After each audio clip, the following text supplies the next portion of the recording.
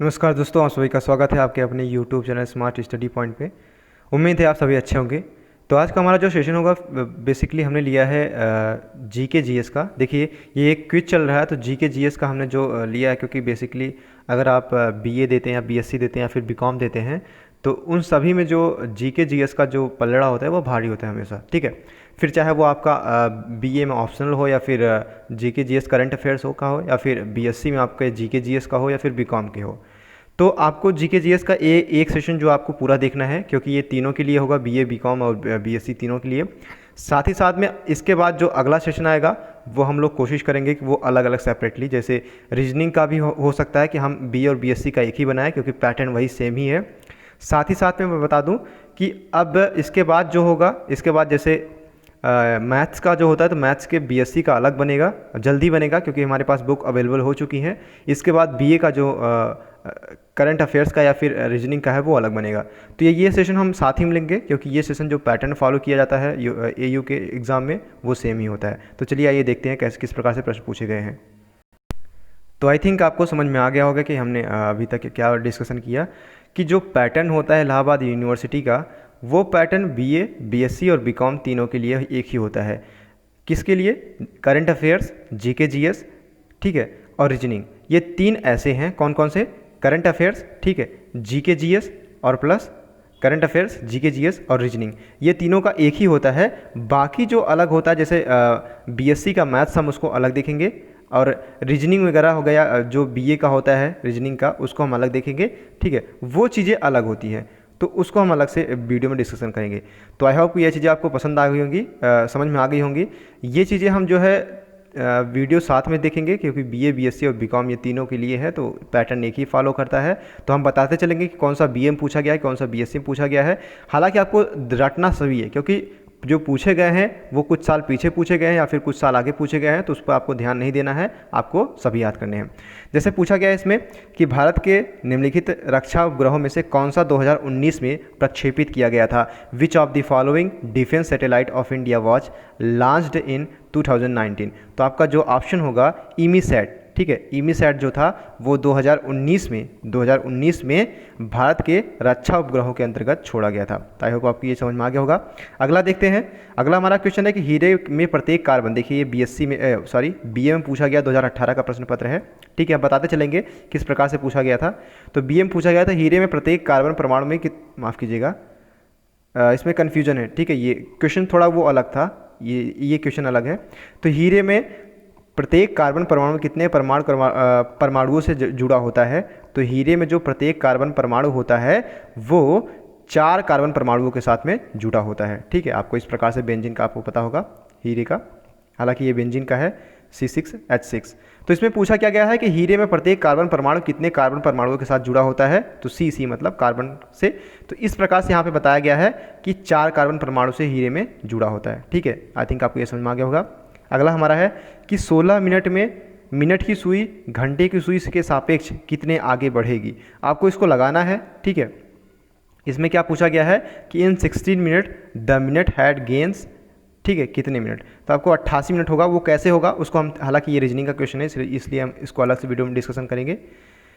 ठीक है, तो देखिए अगला है कि हालांकि ये भी क्वेश्चन पूछा नहीं गया है, लेकिन इसमें शामिल कर लिया गया है कि MS धोनी सभी डॉट डैश है, MS धोनी 3 प्रमुख ICC ट्रॉफी प्राप्त करने वाले विश्व के एकमात्र कप्तान हैं। ठीक है, करंट अफेयर्स के अंतर्गत ये पूछा जा सकता है कि MS धोनी जो है वो 3 प्रमुख ICC ट्रॉफियाँ प्राप्त करने वाले विश्व के पहले एकमात्र कप्तान हैं।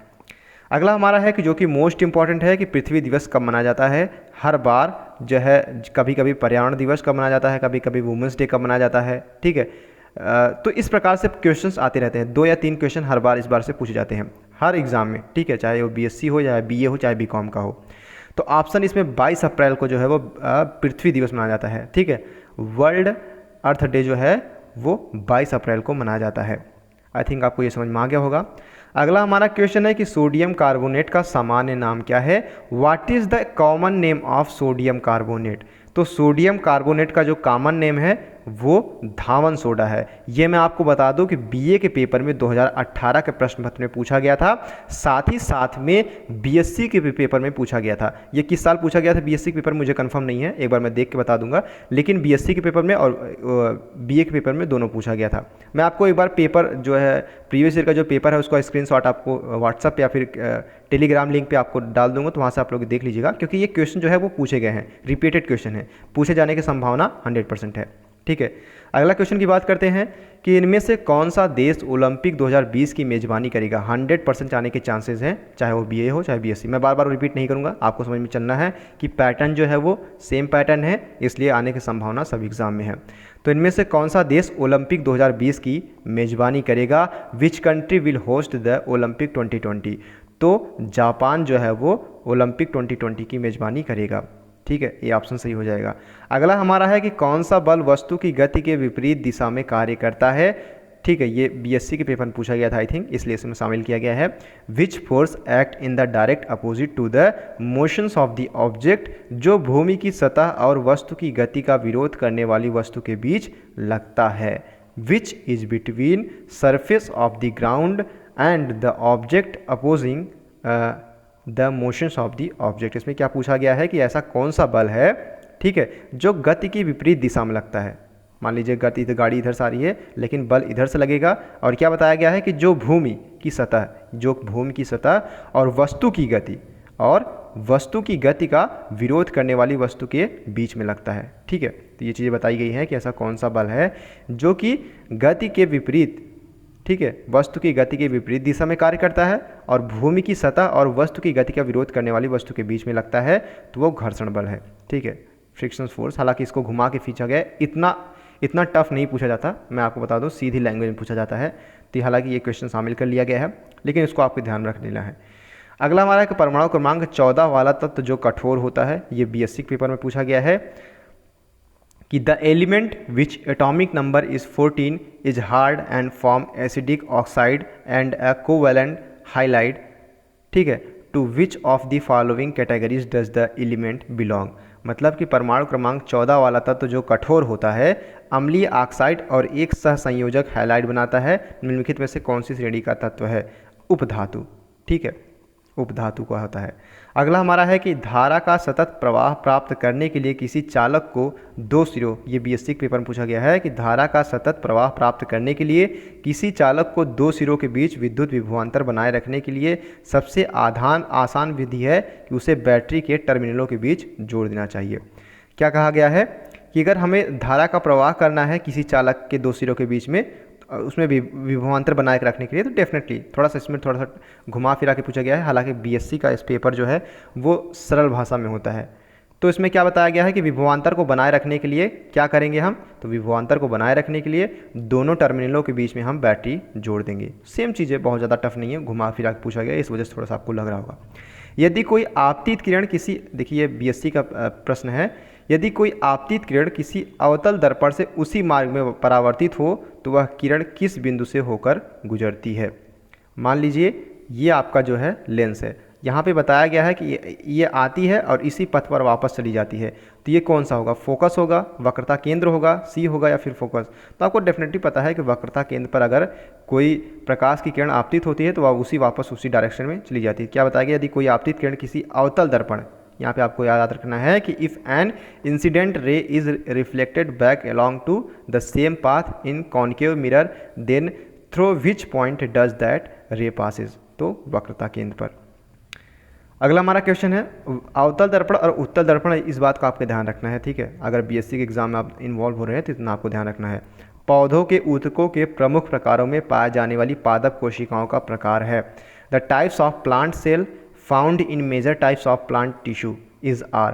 तो क्या है वो, विकल्पों में से सभी, यानी ग्राउंड, डर्मल और वस्क्यूलर। ये एक भी बार पूछा नहीं गया है, मैं आपको बता दूं। ठीक है, इसको आपको ध्यान नहीं देना है। अगला क्वेश्चन है भारत में किसी राज्य की पहली मुख्यमंत्री कौन थी, पूछे जाने की संभावना है। ठीक, देखिए मैंने क्या पूछा था, इसमें बताया गया था, एक बार 2018 के प्रश्न पत्र में पूछा गया था बीए के, कि स्वतंत्र भारत के पहले वायसराय कौन थे, इस प्रकार का क्वेश्चन पूछा गया था। तो हो सकता है कि इसमें यह भी पूछ लिया जाए कि भारत में किसी राज्य की पहली मुख्यमंत्री कौन थी, तो आपको पता होना चाहिए सुचेता कृपलानी। अगला हमारा है कि इनमें से कौन सा एसआई इकाई में मोल का प्रतीक है। तो बीएससी का पेपर में पूछा गया था, इनमें से द सिंबल ऑफ मोल, मतलब एसआई का मोल का सिंबल क्या है। तो आपको पता होना चाहिए मोल होता है MOL, ठीक है, ग्राम इसमें नहीं मापा जाता है, मोल का MOL ही होता है। अगला हमारा इंदिरा गांधी, माफ़ कीजिएगा, अगला है इंदिरा गांधी अंतर्राष्ट्रीय हवाई अड्डा किस शहर में स्थित है। Most important question. हालांकि हवाई अड्डे से क्वेश्चन जो है पिछली 2 साल में 3 साल में देखा गया है कि बार बार रिपीट क्वेश्चन हो रहे हैं, तो आपको हवाई अड्डा से 1-2 क्वेश्चन याद करके जाना है। तो देखिए जो इंदिरा गांधी अंतर्राष्ट्रीय, पिछली बार जो है वो दिल्ली में पूछा गया था, कोई हवाई अड्डा था, तो इसमें देखिए, माफ़ कीजिएगा, इंदिरा गांधी अंतर्राष्ट्रीय हवाई अड्डा जो है वो नई दिल्ली में ही है, ठीक है। जो इंदिरा गांधी अंतर्राष्ट्रीय हवाई अड्डा है वो कहाँ पे है, दिल्ली में ही है।